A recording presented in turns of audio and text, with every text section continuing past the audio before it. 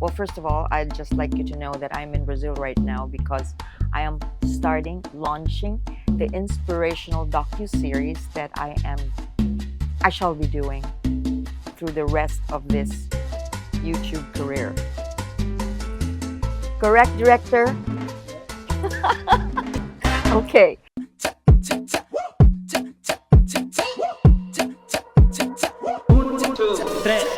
Come to Brazil, Bruno, come to Brazil.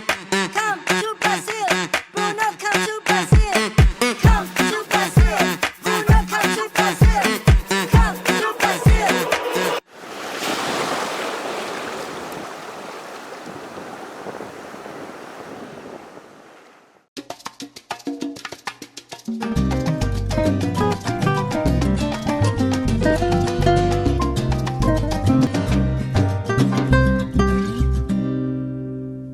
I move on. I started painting, mentored by my mentor. And I've always been the type that I just have a thought and I just go ahead and do it.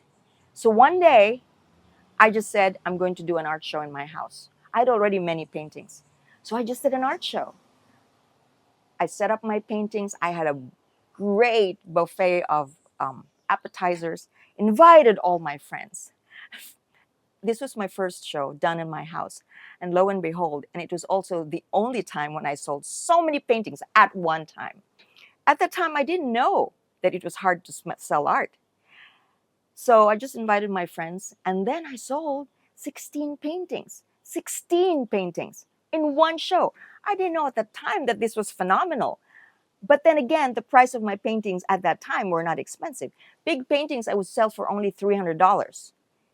Medium-sized paintings I sold for $200. $400 for the big ones, $500 the most, $600 the most. So they sold like hotcakes. And when I told my artist friend that I sold 16 paintings, she said, "What?" Well, I was going to find out later that it is not an easy task to sell art. Why? Because people who buy art has to really love it to the core to buy art. For someone to buy art, you have to have what you say discretionary money, extra income to buy that piece. If you have other needs, you're not going to buy art. So then I didn't quite know that then, but then I went on and I did become an artist again, just through simple guts. I went to a gallery, applied for the gallery, nothing happened. I was so scared. But a friend of mine said to me that call the gallery again. Of course, afraid of failure. I said, oh my God, I'm so afraid. I don't want to hear the news that I didn't get accepted. And then this friend of mine, who, by the way, is instrumental to a change in my life. See, in life, there are points when your life will change. And it is at that point that a decision has to be made. And it's very important that you make the right decision, because that decision at that point can lead you to a mediocre life or to an exciting life. He said to me, well, for a car to be fixed, for a wheelbarrow to be fixed, because it's making these sounds, it has to be oiled. So in your case, they didn't call you. You have to oil it. You have to find out. You have to call them and find out. So I called, and as it turned out, they didn't call me because my application was lost. They found my application. They were amazed by my paintings. I got accepted. That was the first gallery that I showed. It's Topanga Canyon Gallery in the canyons of Topanga in Los Angeles, in California. A lot of wealthy people there, but it is a hidden canyon.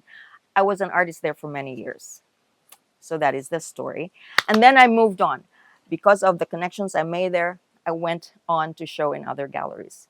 However, part of my, I don't really know if this is a challenge. Maybe people will say, oh, Charisse, you're so lucky that such and such doors will open for you. I would apply for a gallery, and I remember applying in North Hollywood, and I just walked through the gallery, and the gallery owner said, yes, I have a show, but you're already late, but I'll put you in. And I said, wow, thank you. And then another artist walked in, and he said to the other artist, it's closed. Check our website. So I said, oh, okay. But I didn't quite know that this was quite a special occurrence. So I got 3 shows out of this gallery. Never a solo show, but group shows. But this is a pretty much well-known gallery at that time. But then at the 3rd time, he asked me out. No. I said that I would invite him and his wife for lunch because I wanted to talk about my art career. And then he said, oh, my wife cannot come. We'll go out to dinner. Then I knew that this was not really about my art career. And I was saddened by it, but I realized that I will just have to take my art somewhere else. And that is quite what my pattern is. But I never succumbed to the temptation of selling your soul. So I went on the harder way.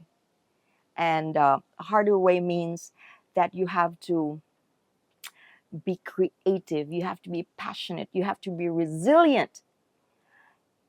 If you get turned down, you have to get up and you have to apply again. Or be creative, just be creative. So lo and behold, social media happens. So the difference between the art atmosphere then, when there was no social media, is that the artist is owned by the gallery. The gallery will show you because they have the power. And when they show you, they are not going to introduce you, or they will introduce you, but they will not give your contact to the collectors. In other words, the collectors have to buy directly from the gallery. However, when social media happened, the tide had changed. Now, if you are the kind of artist who is bold, who has a dream, who's just unstoppable, I guess I am like that. And if you have a dream bigger than yourself, you will find a way. And this is what I have been doing. I will have a workshop set up so that I can teach the artists out there, how to make you shine, how to create your brand so that you do not have to be at the mercy of anyone. If, however, you want to choose the path of showing through a gallery because maybe you don't have, or let's just not say you don't have, you are not quite gifted to be thick-skinned like me, or maybe you are not so left-brained to be strategic in your marketing and you need the help of others, I can teach you how to do that too. So stay tuned for my workshop. At my workshop, you will learn the art of making the artist shine. Shine! Cut. So this one is So good. grilled fish with banana. So you can see the banana right there. And the fish. And lots of cheese on top.